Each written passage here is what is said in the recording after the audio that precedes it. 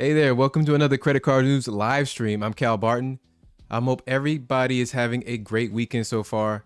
And I want to big shout out to Raul for being a 7-month channel member. Man, I appreciate you for being here for me and attending all these live streams. We're going to do it big this year. Danny, I see you. So just Rob Flemings, Chilsey, Johnny Jimenez, ISO Jr. I see everybody here. Yeah, we're going to talk about DoorDash, of course. So let's get started. Let's get into the news real quick. All right, so starting with Visa, MasterCard pause crypto push in wake of industry meltdown.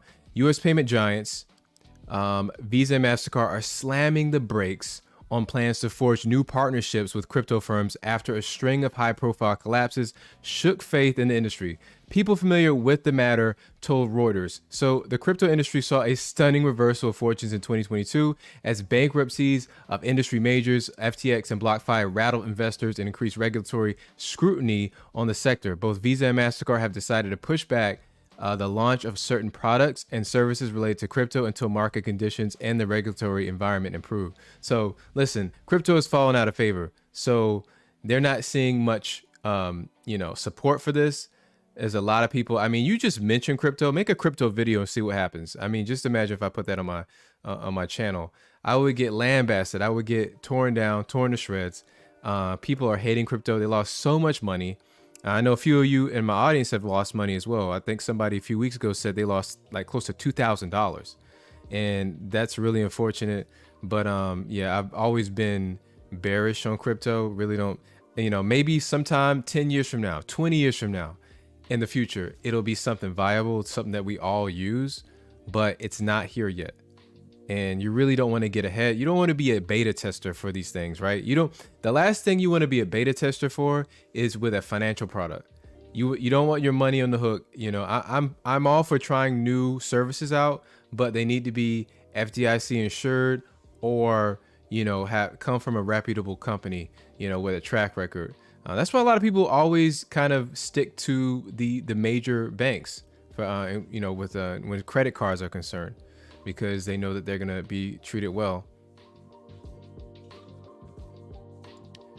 Our next story: Discover to enable tracking of purchases at gun retailers from April. So I guess this is just starting up. This is very controversial here. So Discover, a provider of credit cards, told Reuters it will allow its network to track purchases at gun retailers come April, making it the first among its peers to publicly give a date for moving ahead with the initiative, which is aimed at helping authorities probe gun-related crimes. Discover's announcement came from or after the International Organization of Standardization, which decides on the classification of merchant categories used by payment cards, approved in September the launch of the dedicated code for gun retailers.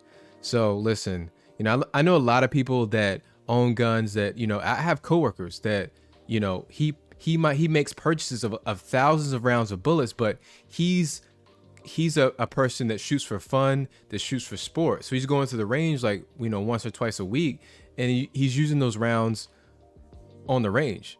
So, I mean, would he be a person that would get flagged for gun sales? Is he going to end up on some sort of no-fly list or something like that? So I can see why, as a gun owner, you'd be concerned from that perspective. Yeah, we'll have to see where this goes. I want to see what what issues arise from this. How far are they going to take any sort of any findings that they have? Or are they just going to use this on a case-by-case basis to track down like perpetrators, or maybe get out of front, maybe do like I could probably see them doing, you don't want to go Minority Report style. You don't want to get out and just like prosecute people just for buying,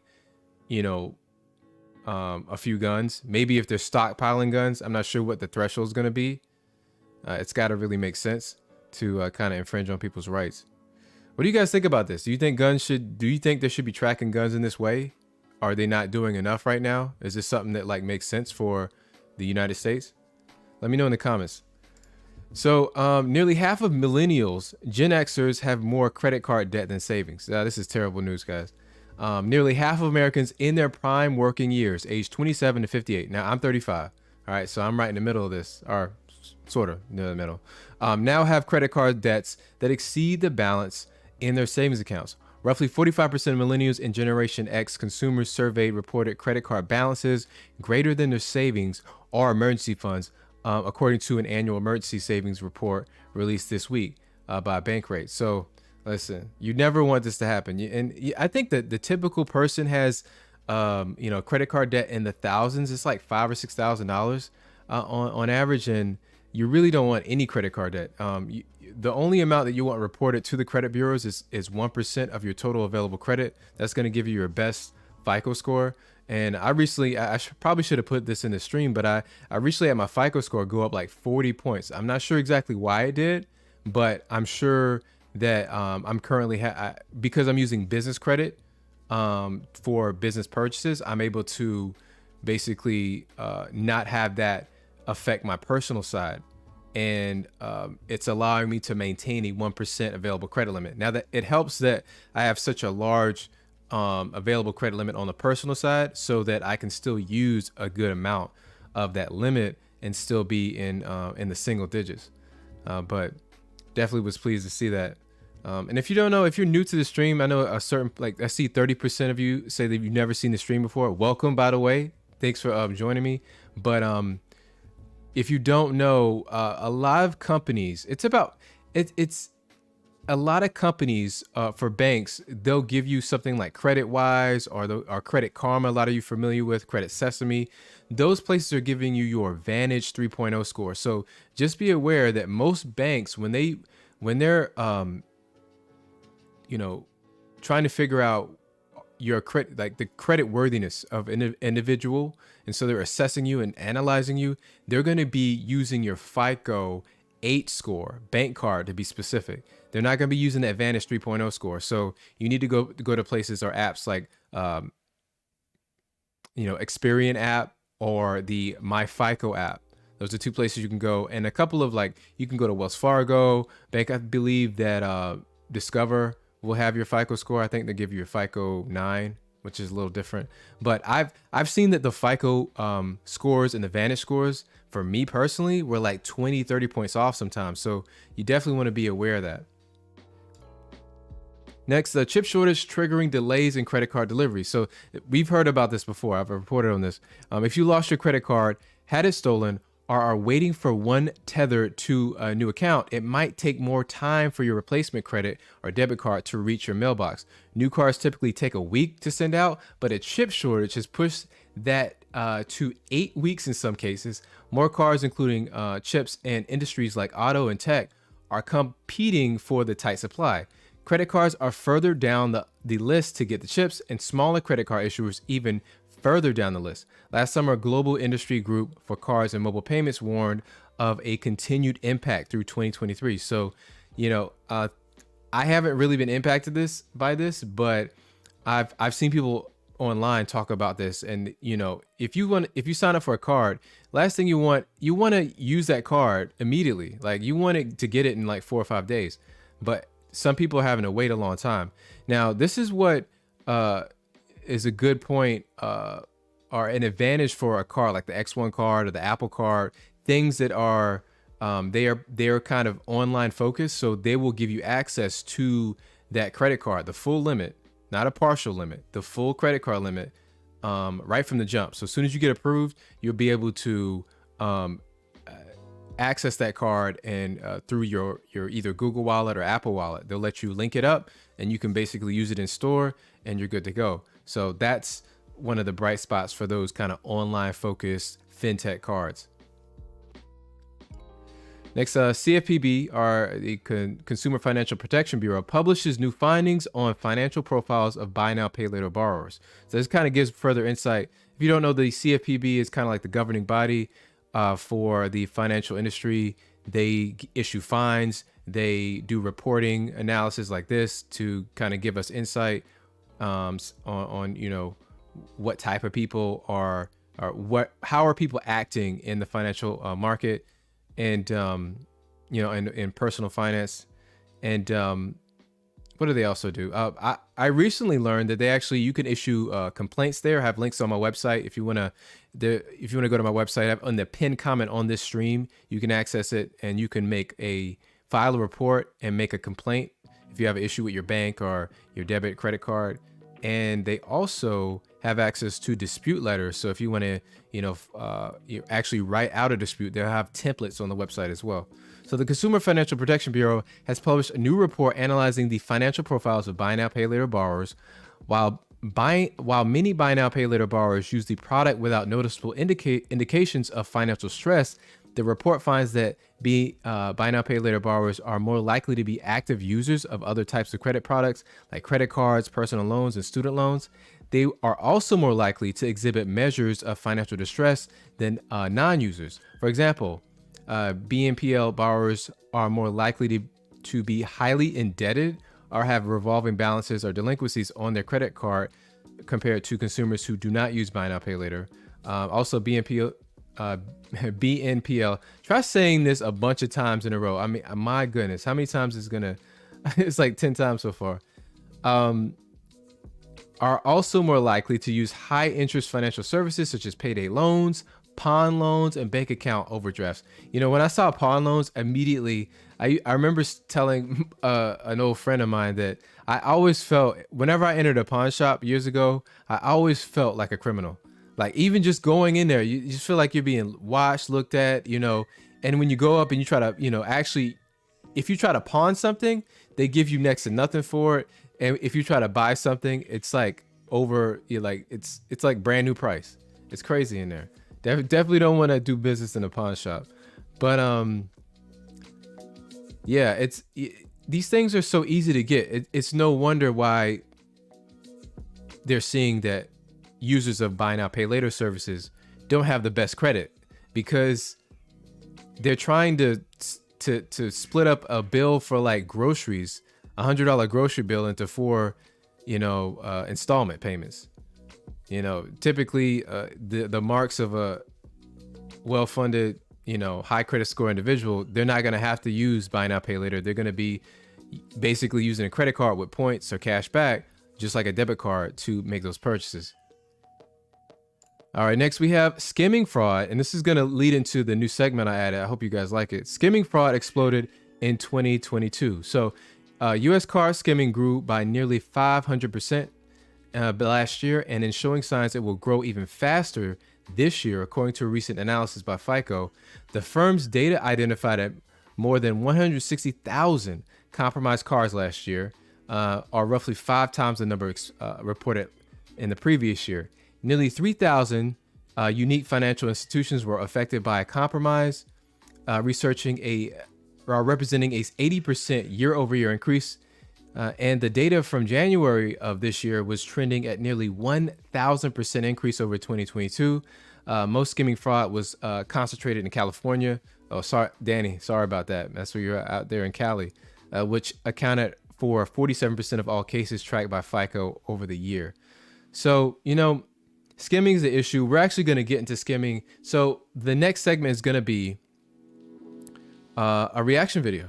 We're going to do a reaction video live within this live stream. So let me put my headphones on, and we're going to check out this video. It's at Chase. Let me stop the music real quick.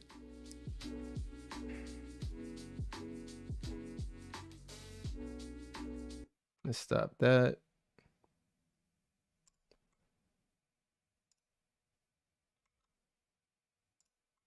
All right, guys, let me know if you can hear this one.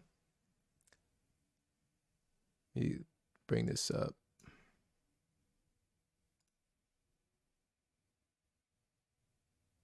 On the right hand. Pamela Bongiorno shows how she got scammed at this ATM. I went up to go use the machine on the right.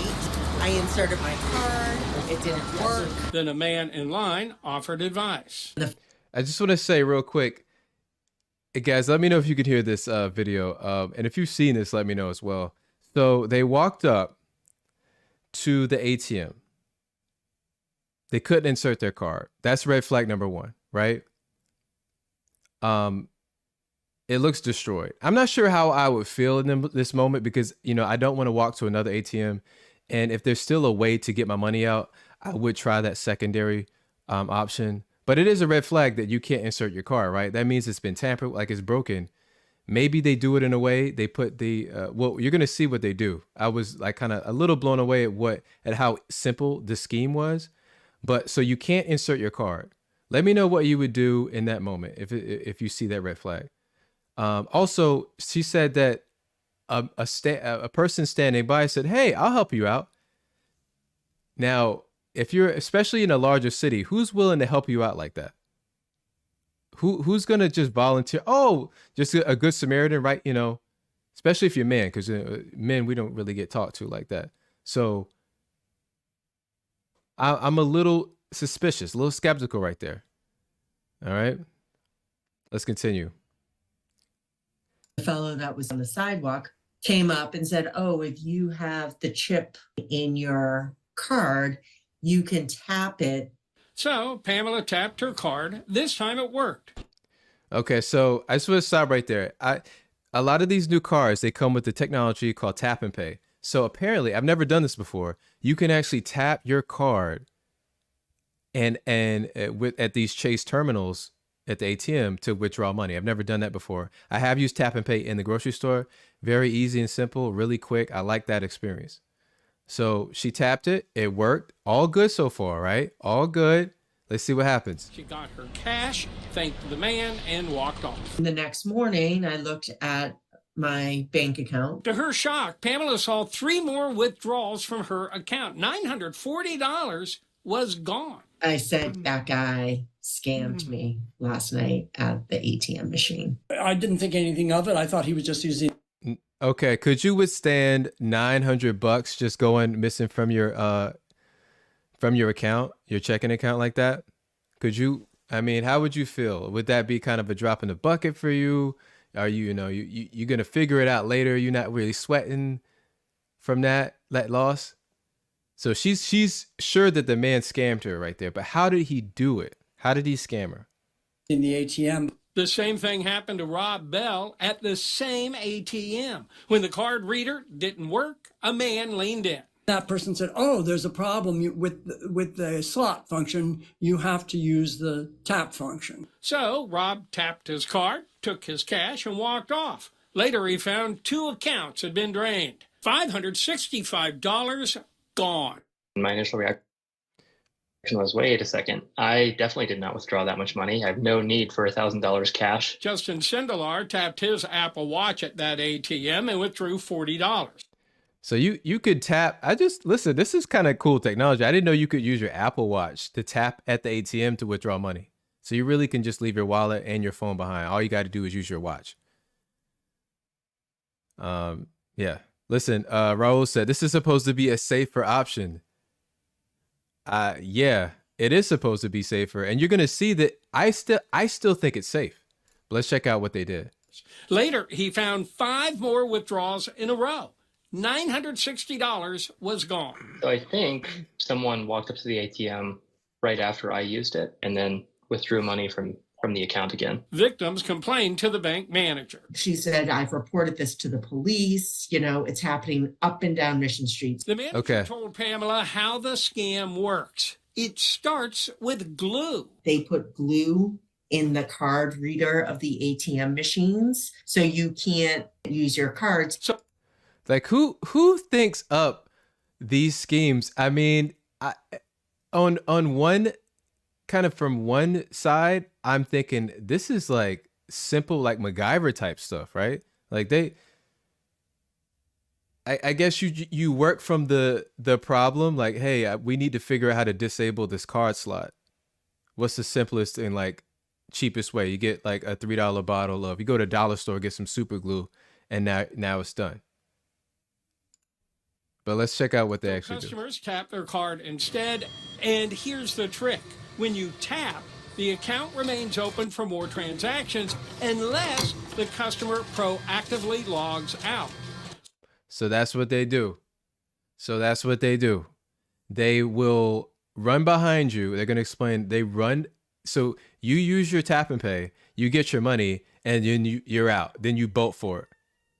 So listen, obviously you want to read all the screens, but listen, I understand that you're not going to read every single dialogue box that pops up. I mean, how many times do you go somewhere and all these boxes pop up for you to donate to charity or for you to do this, like sign up for our newsletter with the store? You just want to get your stuff done and get out. So I understand how this could happen to some people, but this is really not it's not a violation of the technology. It's still sound. They just left their account open. It's like you just walked away without logging out of your computer and somebody just, oh, it's open. I'm going to take this money now. So some customers don't know this, but scammers do. They wait for the victim to leave, then walk up and continue making withdrawals on their account.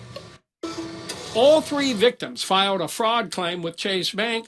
All 3 were denied. The bank said the customers authorized those withdrawals. And that's definitely not true. This is ridiculous. All right, so here's the thing. And we're going to go do another video a little bit later. The banks consider any time that they will reimburse you if somebody cracked your account, got into it without you knowing, or, did they basically did everything on their own to get access to your account. If you had some sort of hand in letting them in, if they basically told you a lie and made them send you money, or basically you didn't do every single step, just like these people did, where you basically were it kind of not as prudent as you're supposed to be, they don't reimburse you. They don't consider that legitimate fraud. Why would I do 4 separate transactions right in a row? And they should have a picture of who actually did. Victims said Chase would not review surveillance video because the amounts were below $5,000. So Pamela filed her claim again and again and again. Chase finally replaced her money. And after our inquiries, the bank refunded Justin and Rob too, telling us when using an ATM, be vigilant in protecting your PIN number and making sure you have logged out of your account. I will never use that little tap function again at any. Now, listen, I mean, I don't think I can understand her feelings here. She doesn't want to use it, the thing that got her jammed up before. But really, the issue here is that you have to make sure that you're completely done with the transaction and that you're not still logged into your account. Because if they introduce, they could easily do the same thing for inserting your card. You remove the card and they made an update to the software where you had to actually log out. Now on Chase's side, they got to make it user friendly. I mean, I understand they did something wrong here from the customer side, but if you see this happening, make sure as you see them walk away, automatically log them out. Come on, help everybody out. You're gonna be facing lawsuits and things like that. You got to make it as foolproof as possible. So that's my viewpoint on it.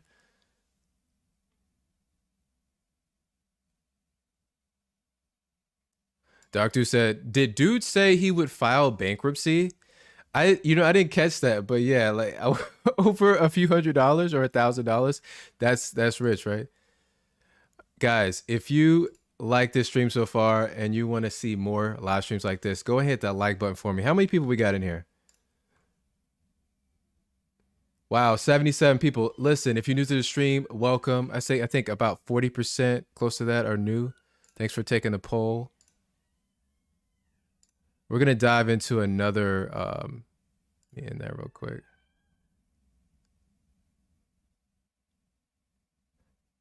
Danny said, see, they want to place blame on the bank, but not on themselves. It's so simple to wait and read all the prompts to finish your transaction. It is simple, but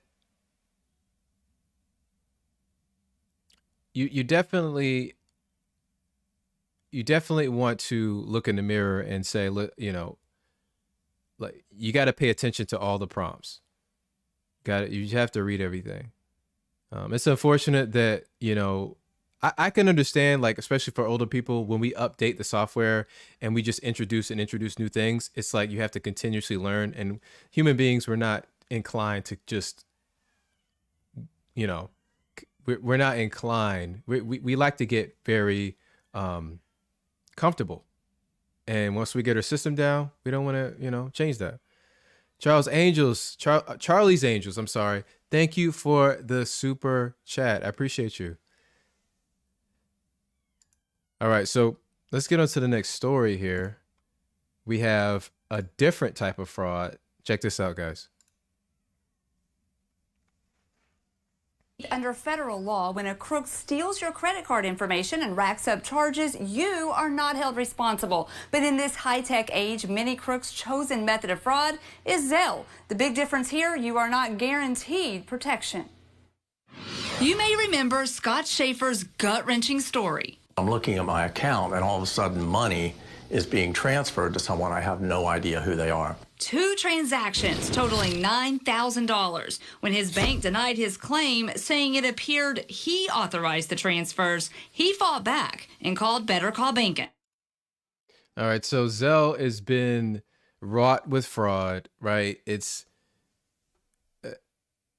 the largest kind of peer-to-peer transferring app today, just because like a consortium of like 7 different banks have partnered to create it, and they all basically shoehorn it inside of their apps.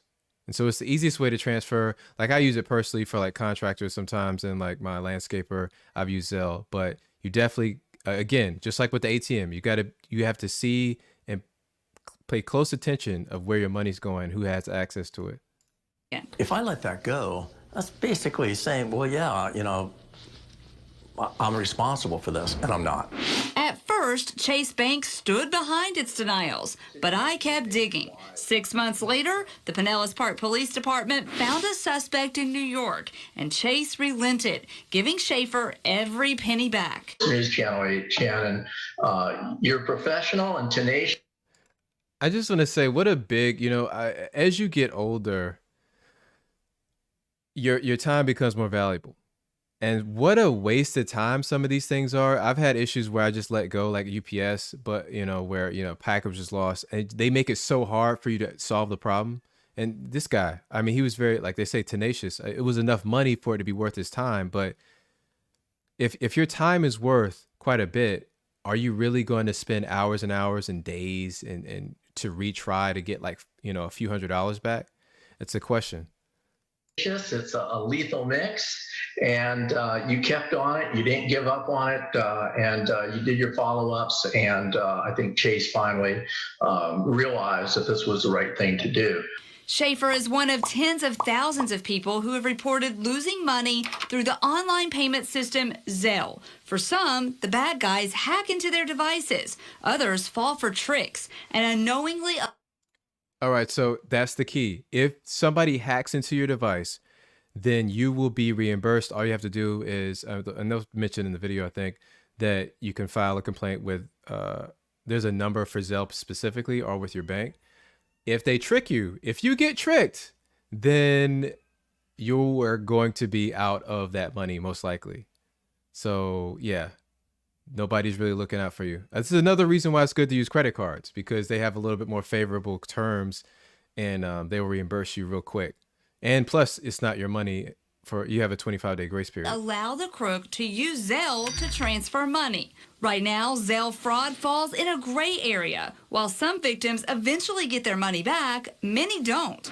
Tika Bagar is one of those people. A crook pretended to be Duke Energy and swindled her out of $278. Her bank denied her fraud claim. They told me, yeah, we don't refund on Zelle. Why don't you? Didn't you get their bank? Don't you know who the person is? You are dealing with a bank. The fact that they even put it on their website tells me that they entrust in them. Yeah, so listen, I've gotten these messages myself. Let me know in the comments, have you gotten these like voicemail, like calls, or have you gotten text messages from purported institutions like, the power company or the phone company, and they say, hey, you're late on a bill? Like, I've gotten that a couple times, so I could see again how they would fall for that. And I don't know what the answer to this is. Do you think it's their fault? Do you think it's, it's just you just gotta check the account. Like if something like that happens, you gotta go back, log into the account, double check it, right? You have to take that extra step. A recent congressional report showed that over the past 18 months, 4 major banks reported Zelle fraud cases of 192,878. That represents total losses of $213 million. And of all of those cases, banks reimbursed consumers in just 3,500 cases. All right, so your odds of getting reimbursed are like next to nothing, right? It's almost zero. That's a lot of cases. That just shows how big the user base is. Winsky, senior director of the Federal Consumer Program at PIRG, is among those pushing for banks to treat Zelle fraud like credit card fraud and reimburse consumers. If the banks were responsible, they'd figure it out like that. They'd figure out how to make it less probable that there's going to be fraud. In the past year, consumer advocates and some in Congress have called out Zelle and the banks that own it, seeking more protections for. You see that list of banks? You got Bank of America, BB&T. I think they changed to another bank. Capital One, Chase, Wells Fargo, U.S. Bank, PNC. Those are some major banks there. And yeah, they're all in it together here. From fraud and scams. Because it's owned by 7 of the country's biggest banks. The banks should not blame all of their problems on their customers. Banks should not only help consumers when a TV reporter calls them. Banks should be responsible for making this system work better. With any peer-to-peer.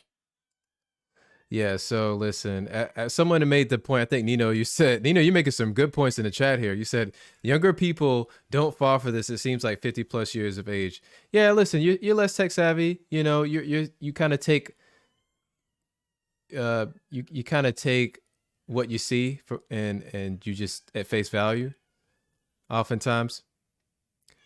So, and this is kind of an age old thing. We've all seen reports from, scammers calling in to elderly people and taking advantage that way. But it definitely helps to be more tech savvy.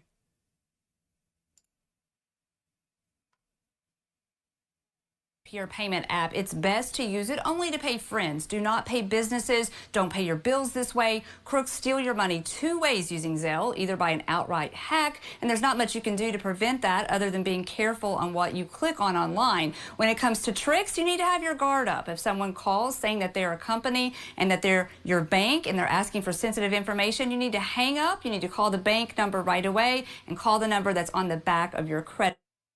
Listen, everybody's got to be verified. Listen, you cannot just make transactions and send payments without asking questions and verifying. You got to see receipts every time. And I always say this, like before I make a full payment, I pay one time just to make sure I'm sending it to the right person, and then I send the rest of the payment. I think that's a really good practice, just because there's no safeguards. I violated what she said because she said don't pay a business, and I definitely paid my landscaper via Zelle. But I haven't had an issue myself. Credit card or debit card. So Shannon, if money is stolen this way from you, is there any way that you can increase your chance of getting that money back? Well, there are some ways that you can increase your chances of getting your money back. You need to report it right away. You need to report it to law enforcement. You need to report it to the bank. You need to report it to the FBI. The chances of getting your money back are far greater if you get all 3 of those entities involved right away. It's a lot. Now, speaking of reporting, if you don't know, there's like a bunch of ways you can report. I mean, it's kind of daunting. You can report to the Consumer Financial Protection Bureau. There's an FBI number that I was just informed of in this post. You can to your bank, of course. Your attorney general locally, your AG might help you. So there's a plethora of ways that you can kind of help out the situation and see who's going to work best for you. All right, let's get this music back in here.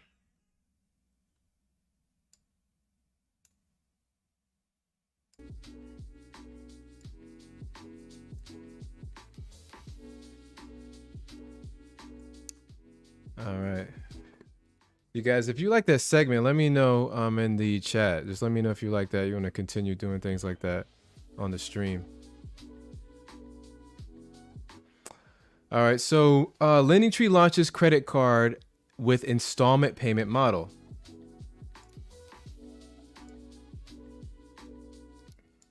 Lending Tree, which operates a financial services marketplace for consumer loans, is branching out by offering a branded credit card that is repaid at a fixed rate, like an installment loan. The Lending Tree Win Visa card, that's an interesting, that's a name for a card there. The Win Visa card, so you're winning if you have this card, is what they're suggesting.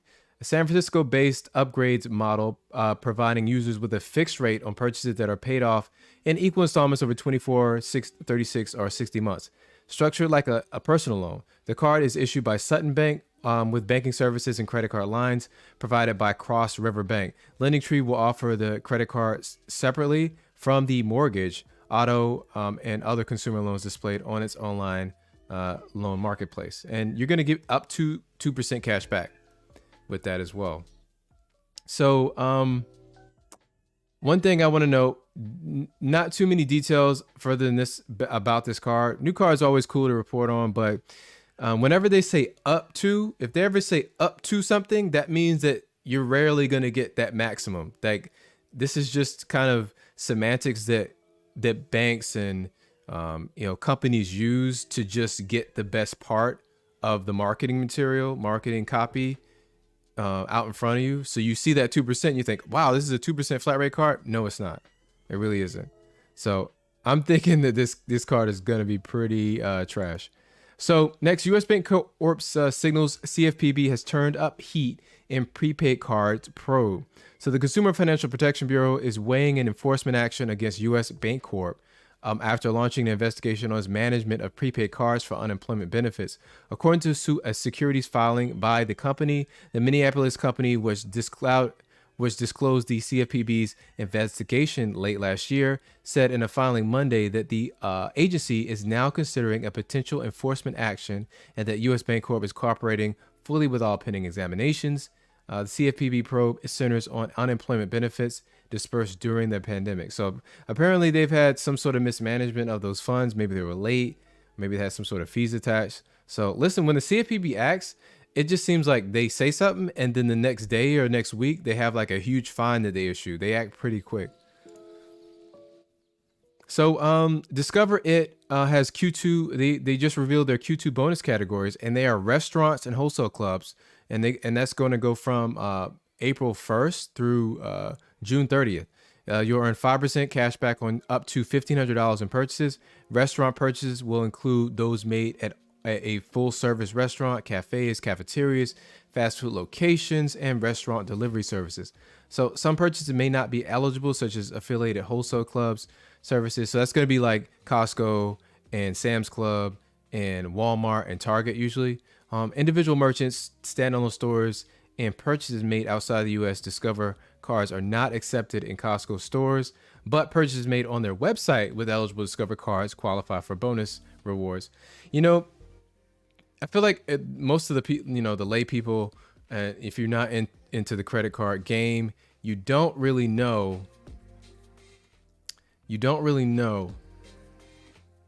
that, or I'm sorry, I should say they don't know that Costco only takes Visa cards.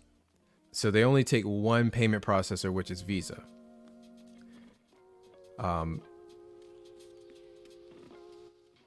It's strange because it's such a major retailer. You would think that they want money from every card. Like people actually come in the store and they're trying to pay and they're like, hey, we don't take Amex or Discover. You're eliminating such a large portion of your customer base potentially.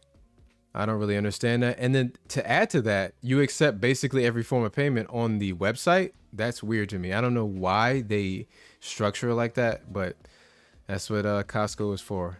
All right, that's what they do. Also, Hyatt points just lost value. So the World of Hyatt is just in the award categories for 372 hotels effective March 28th. Some hotels will move to a higher category, while others will move to a lower category. No other changes are being made to the chart at this time. And then 214 hotels are moving to a higher award category, requiring additional World of Hyatt points for free night and award redemptions, while 158 hotels are moving to a lower category and requiring fewer points. There are currently 8 standard point redemption values for each free night award category at hotels, ranging from 5,000 to 40,000 points, and 6 categories for all-inclusive resorts, ranging from 15,000 to 50,000 points. So the way I took this simply is that this is like a inflation increase. So they had to basically devalue these points a little bit in conjunction with inflation. So this is why the points, they always value Chase Ultimate Rewards points and Amex membership rewards are so valuable because they're flexible. You can transfer them to different partners. And, a lot more people want to hold those points as opposed to having these. And, these huge devaluations will happen just out of the blue. And so you definitely want to, you don't want to be, subject to that.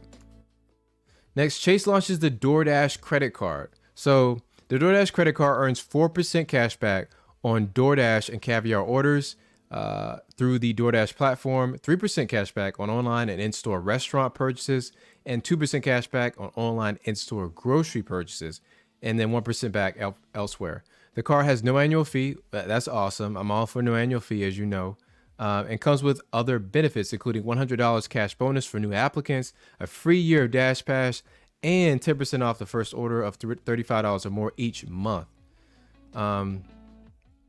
Listen, I don't really see a reason to get a card like this. Just like the Instacart card, it's there. I don't understand why you would, burn an inquiry on your, on your credit report to get a card like this when you can basically only earn with DoorDash.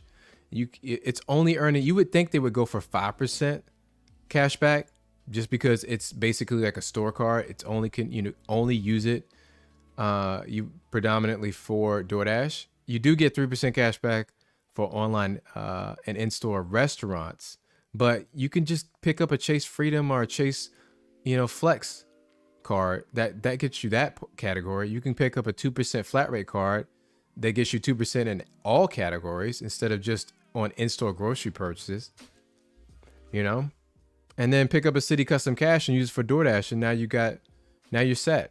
Or you can use a Amex Gold card. You're earning 4% back in like 3 or 4 different categories, including dining, which includes delivery here.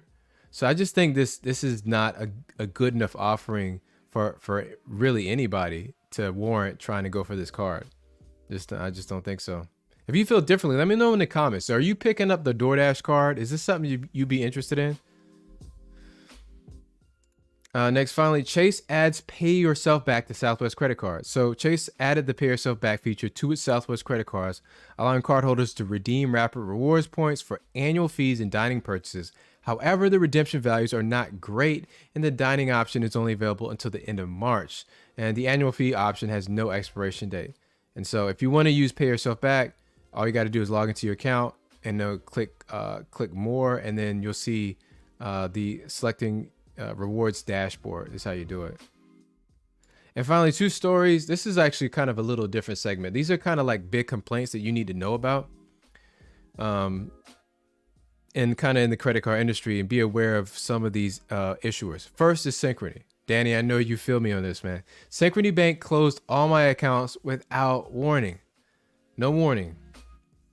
I thought Synchrony Bank valued me as a cardholder.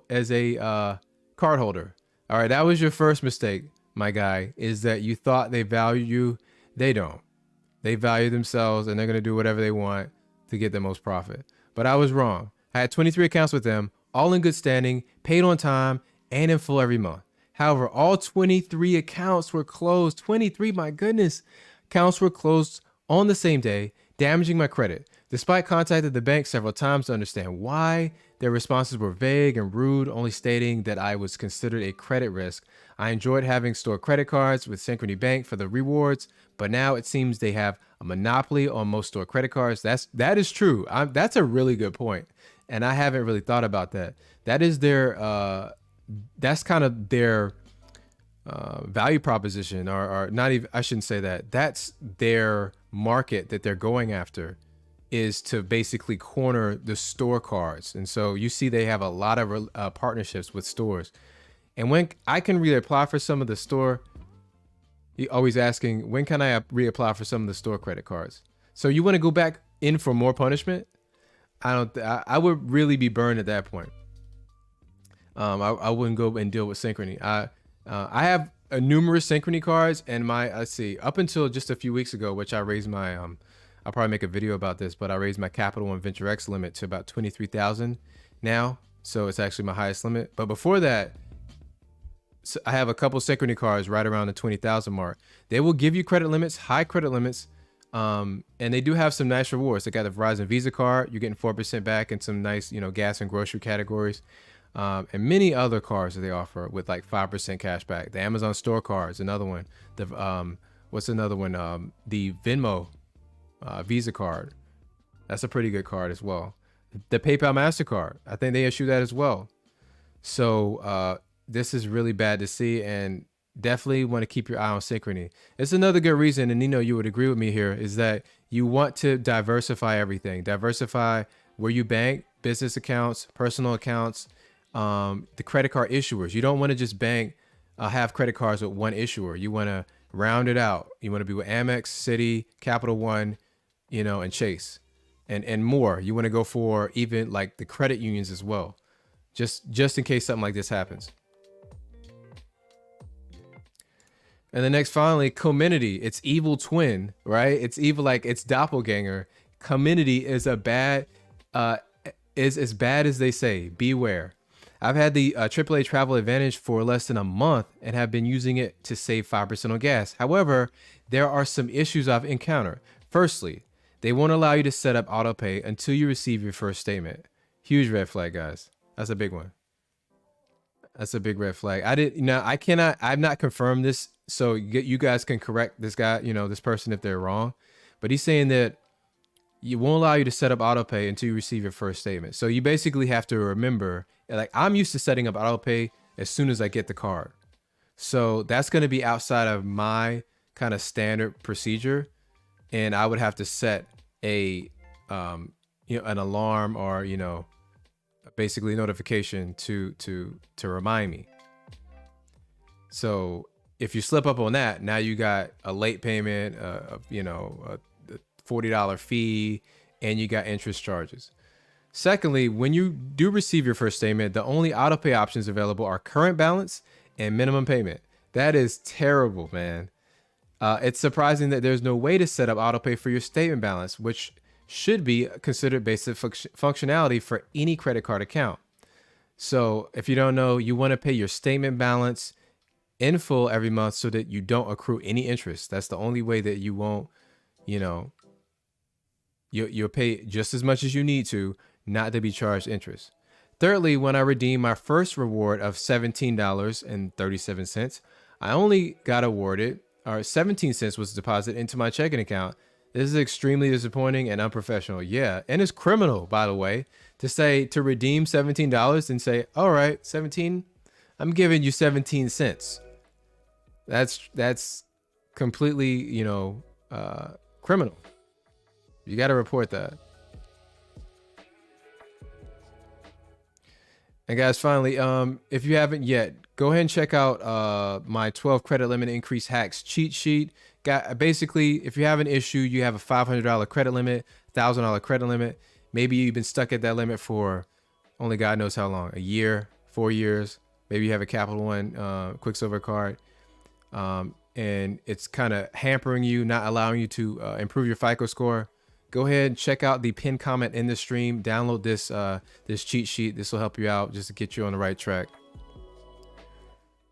Guys, that was that. I feel good about this one. How did you like that segment with the I guess this, you would call it a reaction video in the live stream? What do you think about that? You want more segments like that?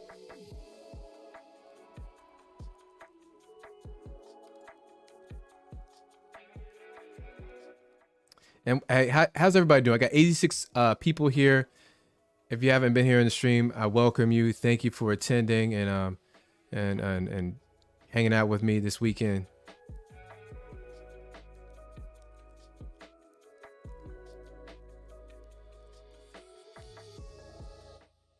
All right. Thank you. Said enjoy the segment. Yes, more. Okay, for sure. I hear you. Danny said definitely do more of that. Nina said awesome. Okay. Thank you for the feedback, guys. All right, so average fish. I'm just gonna say average fish. I got my first credit card 1 year ago. I currently have 11 personal and 1 business. Super addicted currently. Gardening, relationships with several credit unions, with direct deposit and opening multiple pledge loans. All right. I thought this was a question, but you just you're boasting, man. I like it. Congratulations on that work. You putting in work out there.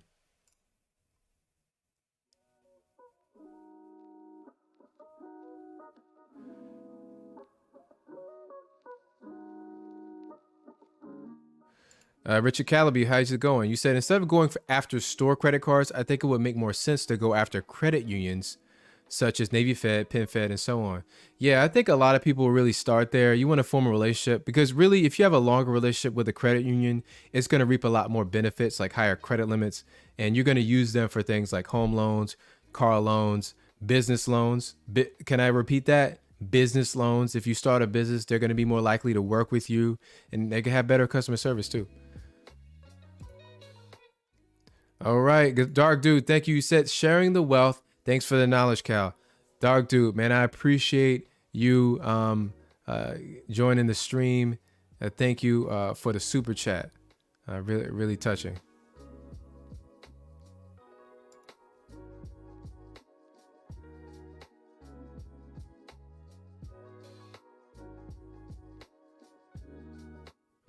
Recon Pro said, is there a playlist for the music you use in the live stream? You know what? That's tough, man. I use a service called Upbeat, and I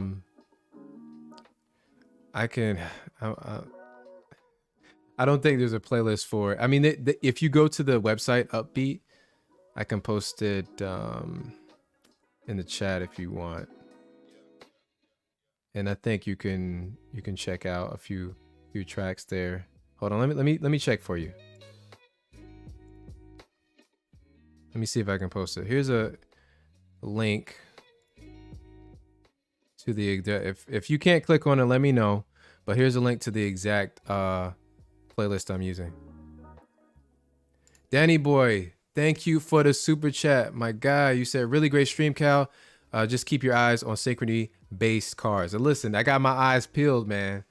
I'm seeing more horror stories every week, so I would not, put anything past them.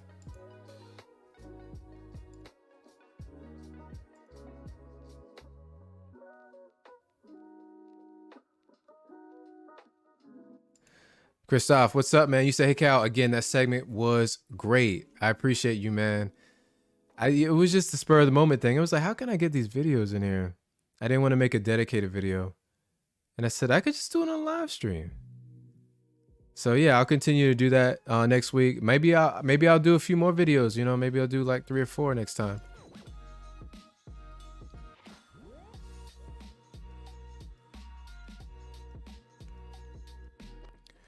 All right, guys, I wish you the best. Looks, I want you to go ahead and, get those credit limit increases, get those credit limits up, apply for a card if you want it, have them on my website as well, which you can see in the pinned comment.